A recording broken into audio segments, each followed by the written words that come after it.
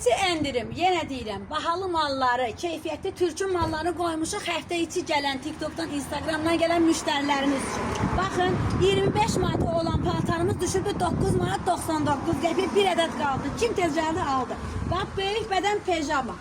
Düyməli böyük bədən pejamadır. 18 manatdır. 2XL, 3XL, 4, 5XL kimi razmeri var. Bax, hicablı xanımlara donlar. Bax, 2 dənə don qaldı. Çox baha donlardır. Amma qiyməti düşürdü 9 manat 99 qəpik. Bu qəşəngdir. Sarafanlar yenə də bax, cins sarafan bir ədəd qaldı. Bahadır, amma qiymətini qoymuşuq 9 manat 99 qəpik. Ştapel donlarımız. Baxın, çox gözəl ştapel donlar. Bax, hamısı bax, 18 manatdan düşür neçə? 9 manat 99 qəpik. Bax, ştapel qaradır, rəngləri də var, ürəyiniz istəyən razmeri də var. Gəlin, həftə içi TikTokdan, Instagramdan gələn müştərilər. Yararlanın, bax, çox gözəl mallar, yayın mallar.